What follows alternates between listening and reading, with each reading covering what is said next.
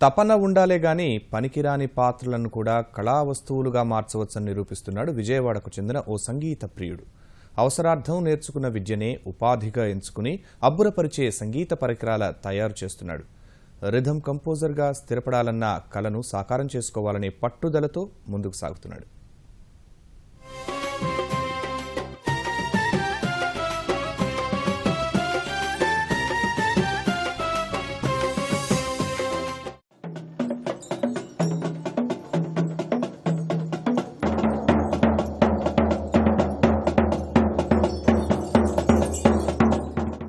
పాడైన వంట సామాగ్రి, ప్లాస్టిక్ వస్తువులతో సంగీతాన్ని వినిపిస్తున్న ఈయన పేరు ముత్యాల పరమేష్. విజయవాడలోని వన్టౌన్లో నివాసం. డప్పు కళాకారుల కుటుంబంలో పుట్టిన పరమేష్కు చిన్నప్పటి నుంచి సంగీతం అంటే మక్కువ. ఘంటసాల సంగీత కళాశాలలో చేరిన పేదరికంతో ఉన్నత కోర్సులు పూర్తి చేయలేకపోయాడు. ఇంటర్లోనే చదువుకు స్వస్తి చెప్పి పూర్తిగా సంగీతానికే పరిమితమయ్యాడు. ఆధునిక సంగీత పరికరాలు కొనాలంటే పేదరికం అవరోధంగా మారింది. సృజనాత్మకతతో సంగీత పరికరాలను తయారు చేసి తన సాధన కొనసాగించాడు పరమేష్. పనికిరాని కుక్కర్తో చిన్నపాటి డప్పు, ప్లాస్టిక్, ఇనుపగొట్టాలు, ప్లైవుడ్తో పలు రకాల వాయిద్యాలు తయారు చేశాడు. వీటిపైనే సాధన చేస్తూ రిథమ్ మ్యూజిక్లో పేరు తెచ్చుకున్నాడు.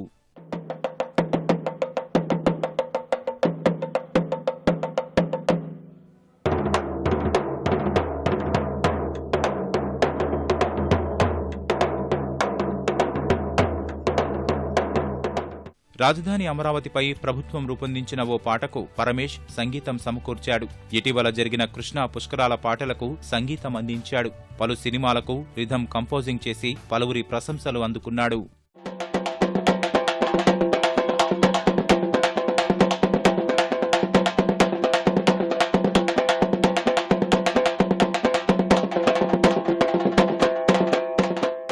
మేము సంబరాలనే, సావులనే, ఊరేగింపులని, ఎలక్షన్లో ర్యాలీలు కానీ బయలుదేరి వెళ్తాం.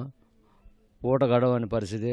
ఏ పూటకు ఆ పూటే మాకు చెట్టులో కాయ పండితేనే మాకు కడుపు నిండుద్ది. అలాంటిది ప్రోగ్రాం ఉంటేనే మాకు ఇల్లు గడిచే పరిస్థితి. నా బిడ్డలాంటి వాళ్ళు ఇంకా ఉన్నారు. వారికి కూడా గవర్నమెంట్ సాయం చేస్తుందని ఆశిస్తున్నాను. పిల్లలకు చూసుకోవాలి. మాకివ్వడానికి ఏమీ లేదు. మా ఆయనకి కానీ నాకు కానీ ఏం జాబు లేదు. నేను మామూలు కూరగాయలు అమ్ముకుంటాను బండి వేసుకొని. అంటే ఇంటి దగ్గరే ఉండేది, మరి అనేసి రోడ్డు మీద బండి పెట్టి అమ్ముకుంటాను. చలనచిత్ర, టీవీ, నాటక రంగాల్లో నంది అవార్డులను 2 సార్లు కైవసం చేసుకున్నాడు పరమేష్. తిరుపతిలో జరిగిన ఉత్సవాల్లో ముఖ్యమంత్రి చంద్రబాబు చేతుల మీదుగా నంది అవార్డు అందుకున్నాడు. హైదరాబాద్లో నిర్వహించిన రిథమ్ కంపోజింగ్లో రాష్ట్ర స్థాయి పోటీల్లో ప్రథమ స్థానంలో నిలిచాడు. సంగీత దర్శకుడు ఏఆర్ రెహమాన్, శివమణి నుంచి ప్రశంసలు అందుకున్నాడు. ఇప్పుడు నా మెయిన్ ముఖ్య ఉద్దేశం ఏంటంటే, ఇప్పుడు నాలాగా చాలామంది ఉంటారు కొనుక్కోలేని, వాయించుకునేలేని వాళ్ళు.